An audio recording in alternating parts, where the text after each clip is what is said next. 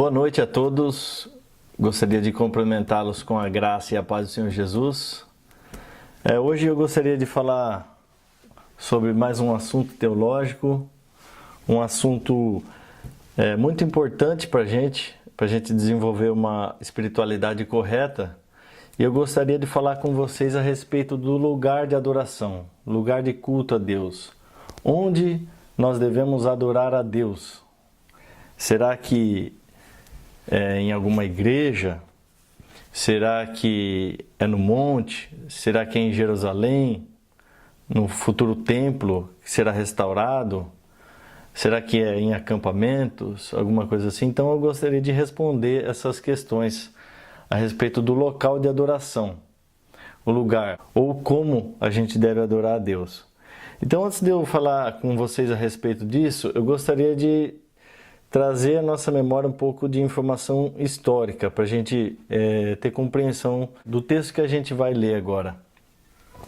Então, Abraão foi um homem escolhido por Deus, um homem de Ur dos Caldeus. Deus escolheu esse homem e fez dele um povo, uma nação. Deus falou assim para Abraão: Abraão, sai de tua terra, de tua parentela e vai para a terra que te mostrarei. Farei de ti uma grande nação e em ti serão abençoados todos os povos da terra. Então Deus separa Abraão por uma missão específica e Abraão creu em Deus e então formou um povo.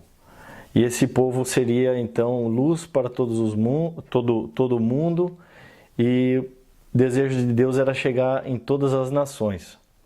O fato é que tudo isso aconteceu. Então, por meio de Abraão, a obediência de Abraão, a fé de Abraão, Deus forma um povo, e já mais ou menos ali na época de Moisés, no ano mais ou menos 1500, 1450 antes de Cristo, nós vemos o povo ali entrando na Terra Prometida. E no livro de Deuteronômio, nós vemos ali então Deus, antes do povo entrar na Terra Prometida, Deus trazendo à memória do povo aquilo que eles deveriam obedecer a Deus, para que Deus formasse um povo e eles tivessem descanso e permanecessem na terra que Deus prometeu para Abraão. E Deus também, ele falou de um lugar de culto, um lugar de adoração. Deus prepararia para aquele povo. Quando eles entrassem na terra de Canaã, eles iriam se deparar com deuses, com o povo adorando seus deuses criados pela invenção do homem, e formas pagãs de cultuar a Deus, e Deus não queria que eles se misturassem com aquele povo. Deus queria que eles extirpassem aquele povo da terra e não se casassem, inclusive, com as mulheres daquele povo. Para quê? Para que eles não fossem influenciados pela cultura. Então, nós vemos que os israelitas desobedeceram a Deus, não foram fiéis a Deus, eles se casaram com outras mulheres. Dos hebreus, então, por causa do casamento misto, foi formada uma outra nação, que é a nação dos samaritanos, né, que a gente lê na Bíblia. Os samaritanos é o povo hebreu misturado. E os judeus tinham uma inimizade com esse povo, porque eles até chamavam de cães. Se você ler a Bíblia, aí você vai ver que os samaritanos são chamados de cães pelos judeus. E então o povo judeu ali adorava a Deus na parte sul de Israel. Os samaritanos estão mais ou menos na parte central, né? E tem a parte norte de Israel, que é a Galileia, da onde Jesus vem. Deus tinha prometido para aquele povo um local de adoração por meio de Moisés. E quando a gente lê o texto de Deuteronômio capítulo 12, depois eu convido você a olhar, parece que Deus ia revelar ainda esse local de adoração, esse local de culto a Deus. Então parece que o povo não sabia. Os samaritanos, eles acreditavam que Deus já tinha revelado esse lugar. E os samaritanos acreditavam que é o lugar onde Abraão, se você lê Gênesis capítulo 12, versículo 6 e 7, Abraão ele oferece sacrifício já no Monte Siquém. E Siquém é onde fica Samaria, né? Os judeus é um pouco diferente, eles acreditavam que o local de adoração foi onde Deus revelou para Davi. Salomão construiu o templo, que era o famoso Monte Sião. Então, Os judeus, eles acreditam que o Monte Sião é o local de adoração, que é onde foi construído o templo por Salomão. E os samaritanos acreditavam que era no Monte Gerizim. O Monte Gerizim está ali na Samaria. Então eles tinham essa discussão a respeito do local de adoração. Bom, no decorrer da história nós vemos que essas 12 tribos, praticamente 10 tribos se voltaram contra 2 tribos, né? A tribo sul, quando a gente fala assim da região sul, é formada pela tribo de Judá e Benjamim. Essa é a tribo de Judá, de onde viria o descendente da mulher que traria salvação aos povos, que é Jesus Cristo. O Messias viria do Reino Sul. O leão da tribo de Judá, a gente conhece. E as outras 10 tribos, que é chamado de Israel, ou Reino Norte, esse povo eles se perderam na história. Eles, na cidade de Dan e cidade de Betel, eles instituíram locais de adoração. E eles acabaram adorando bezerros de ouro, desagradaram a Deus. E no ano 722 a.C., essas 10 tribos foram extirpadas pelo inimigo. Se eu não me engano, foi a própria Assíria. Se não foi a Assíria, foi a Síria. Eu não me recordo muito bem agora. Mas eles foram destruídos, as 10 tribos do norte, por causa dessa idolatria. Então permaneceu aí antes do cativeiro babilônico, que aconteceu no ano de 586 a.C., um período mais ou menos do profeta Jeremias ali, tinha ainda essas 2 tribos de Judá, né, do Reino Sul, que era Judá e Benjamim, mas eles também estavam se prostituindo com outros deuses, e Deus vem com um juízo então e também destrói essas 2 tribos, mas com promessa de restauração. Depois de 70 anos do cativeiro, eles voltariam e Deus formaria novamente um povo, um remanescente fiel, um povo que Deus tiraria o coração de pedra, colocaria um coração de carne e tudo mais. Então, Deus prometeu algumas coisas usando o profeta Moisés, considerado o maior dos profetas para o povo judeu, né? E acontece que Davi, então, ali no seu reinado de Davi mais ou menos no ano 1010 a 1070 a.C., Davi, então, ele elabora o templo, e Salomão, no ano mais ou menos 970 a 930 a.C., Salomão, então, ele constrói o templo, que foi o local glorioso da história de Israel, né? Que é chamado de Monte Sião, que está localizado em Jerusalém. Tem toda uma questão, por que das guerras hoje, essas guerras que nós vemos hoje, os árabes contra os judeus, é tudo uma questão de local de adoração também, né? Não só da questão da promessa, quem seria o filho da promessa, né? Se é Isaac ou se é o irmão dele. Então, a grande questão é, quem é o povo escolhido? Os descendentes de Ismael ou os descendentes de Isaac? Nós sabemos que são os descendentes de Isaac, por meio de quem viria Jesus, então. Só tentando situar um pouco assim vocês. E o que acontece? Esse templo ele foi destruído totalmente, foi construído o segundo templo. Esse segundo templo nunca chegou perto de ser o templo de Salomão. E no ano 70 depois de Cristo, nós temos ali a destruição total desse segundo templo, deixou de existir. E agora nós vemos os muçulmanos, eles construíram a mesquita nesse local. Os judeus, tá essa briga aí, os muçulmanos e os judeus, por causa desse lugar em Jerusalém, esse tal desse local de adoração, gente. É motivo de muitas guerras nos dias de hoje. Essa inimizade entre muçulmano e judeu, o muçulmano quer que os judeus, eles querem extirpar todos os judeus da face da terra. Situando um pouquinho assim a respeito disso, desse transfundo histórico, eu queria ler um texto com vocês, uma passagem muito importante, muito bonita, de Jesus Cristo se encontrando com a mulher samaritana, em João capítulo 4, e Jesus, ele fala um pouco disso. Eu gostaria de ler só o versículo 20 a 24. Jesus, então, ele se encontra, diz o texto que Jesus ele estava na Judéia, Se você ler o capítulo 4, o começo todo dele ali, Jesus ele estava na Judéia e ele ia para Galiléia. Então tenta dividir o território o país de Israel inteiro. A parte norte é Galiléia, a parte central é Samaria e a parte sul é a Judéia. Jesus está na Judéia querendo chegar na Galiléia, querendo chegar no norte. Então ele precisa passar por Samaria. Existia uma rixa tão grande que eles até cortavam o caminho por fora de Samaria, que os judeus eles eram mortos pelos samaritanos. Eles eram inimigos. Mas diz o versículo 4 que era necessário que Jesus passasse por Samaria. E eu acredito que Jesus ele foi muito estratégico nesse momento e Jesus ele deixou uma lição muito importante para a gente aqui. Essa mulher, quando ela se encontra com Jesus, ela questiona a Jesus a respeito de algo. Ela fala assim para Jesus, depois ela reconhece ele como um profeta, ela fala assim, capítulo 4 de João, versículo 20, a mulher diz assim, a mulher samaritana: nossos pais adoravam neste monte. Esse monte é o Monte Gerizim, que está localizado perto ali de Siquém, na Samaria. Nossos pais adoravam neste monte. Vós, judeus, entretanto, dizeis que Jerusalém é o lugar onde se deve adorar.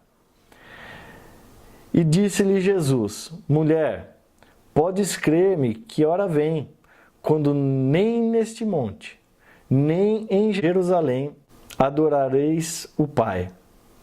Vós adorais o que não conheceis. Nós adoramos o que conhecemos, porque a salvação vem dos judeus. Mas vem a hora, versículo 23, e já chegou, em que os verdadeiros adoradores adorarão o Pai em espírito e em verdade, porque são estes que o Pai procura para seus adoradores. Deus é espírito, e importa que os seus adoradores o adorem em espírito e em verdade. Versículo 25, depois ela reconhece que o Messias, ele deveria de vir e tudo mais, né? E depois nós vemos que ela reconhece Jesus ali como o Messias. A grande questão, ela questiona Jesus a respeito de um tema muito importante para eles ali naquela época.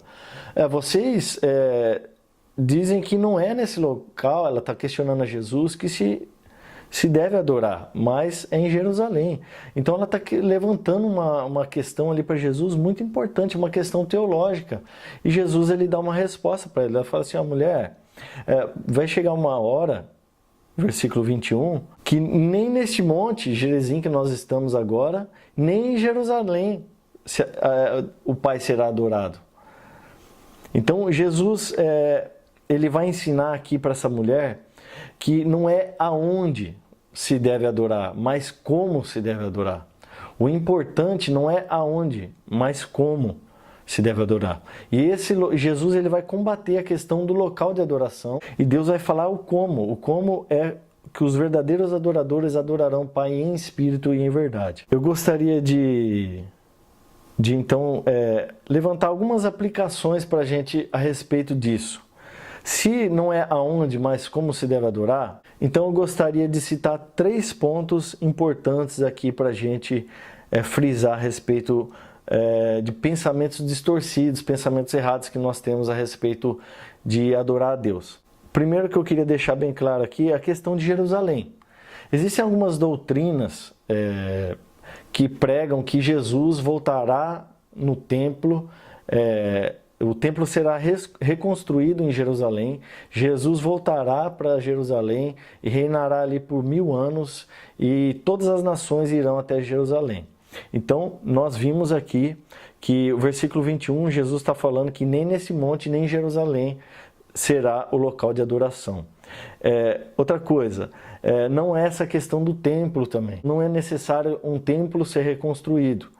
E também a gente precisa também combater aquela ideia de... Nós vimos recentemente o próprio presidente do Brasil sendo batizado no Rio Jordão.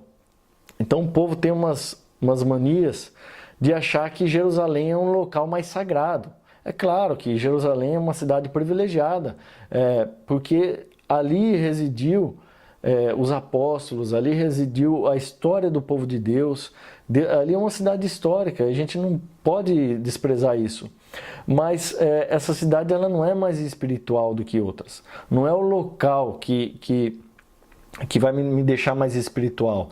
E também não é o rio que vai me deixar o meu batismo mais puro, mais santo, algo nesse sentido. Então, combatendo essa ideia de questão de templo, cidade e rio. Tá? Depois você pode, se você crê na doutrina do milênio, literalmente, então eu gostaria de, já que você interpreta Apocalipse capítulo 20 ali de maneira literal, então gostaria que você também interpretasse o Apocalipse 21, versículo 16, de maneira literal. Eu calculei para você não se perder.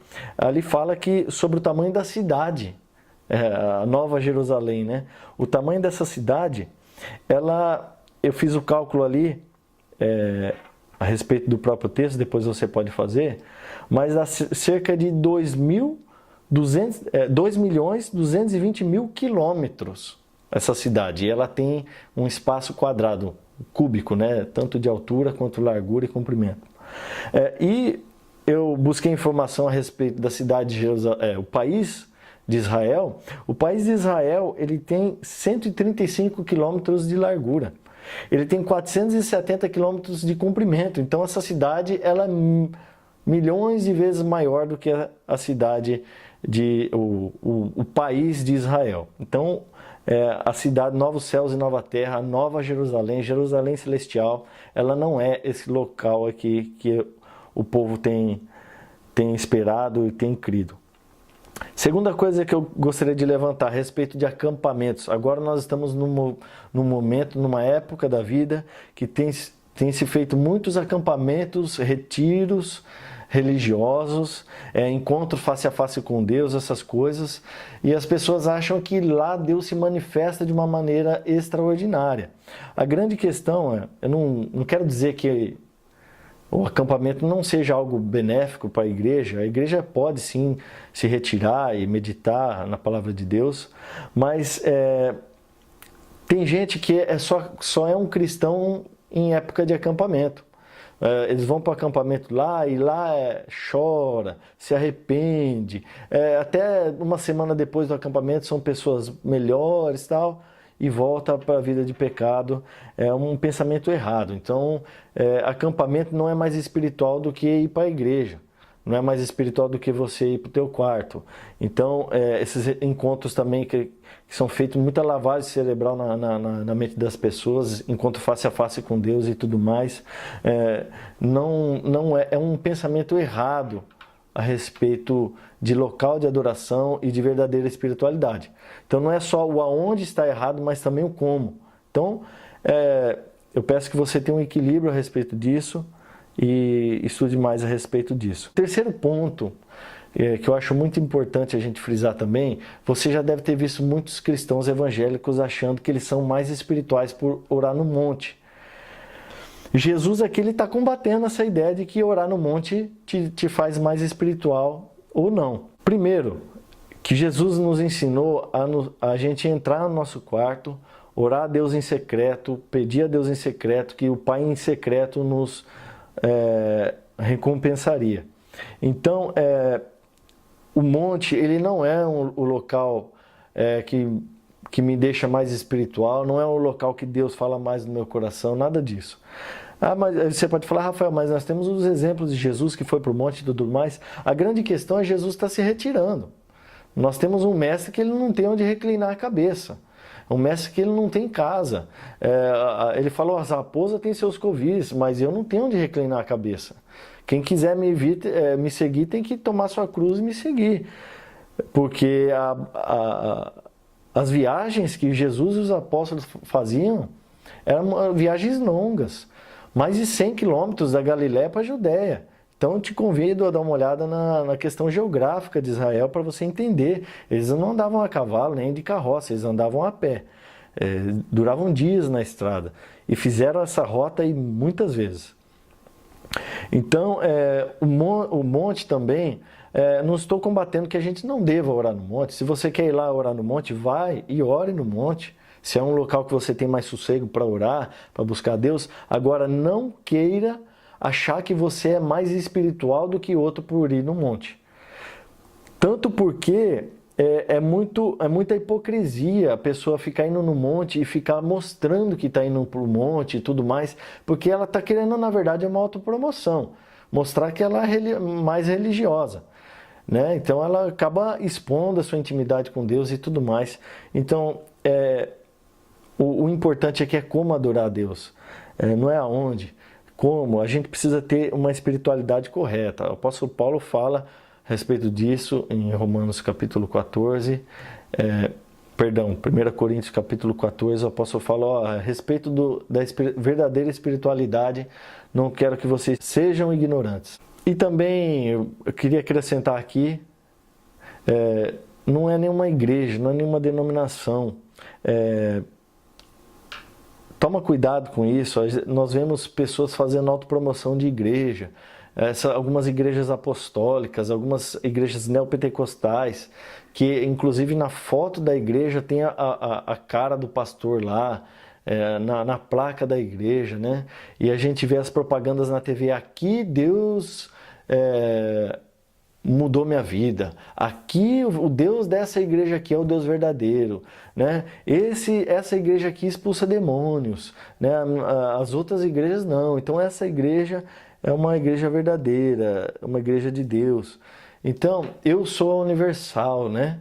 Isso é um pensamento errado e a grande questão eu não estou combatendo que você não deva ir para uma igreja, eu acho que é obrigação do cristão, não é opção ele não ir por uma igreja, ele tem que ir numa igreja e congregar numa igreja, tanto que nós só somos uma igreja se tiver 2 ou mais.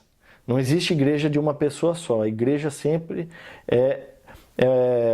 a Bíblia trata como plural, a Bíblia trata como edifício, lavoura, a Bíblia trata como congregação, a Bíblia sempre aborda a pluralidade do corpo cristão. É um corpo, né, composto de vários membros. Então, não ache que você é igreja sozinho. Você precisa congregar, precisa tomar a ceia do Senhor, precisa ser pastoreado, precisa de um mestre para te ensinar, porque a fé vem pelo ouvir e ouvir a palavra de Deus, e Deus instituiu tudo isso.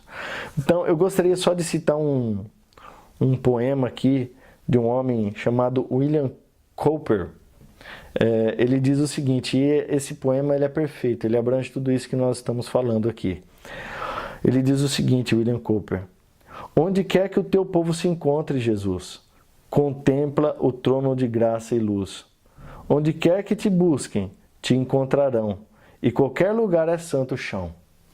Então, um poema maravilhoso desse William Cowper, que é para fechar com chave de ouro a respeito do local de adoração. Deus te abençoe, e isso aqui é só uma vírgula de um estudo que você pode se aprofundar, é só para matéria de conhecimento, para que a gente tenha uma espiritualidade correta. Deus te abençoe e até a próxima.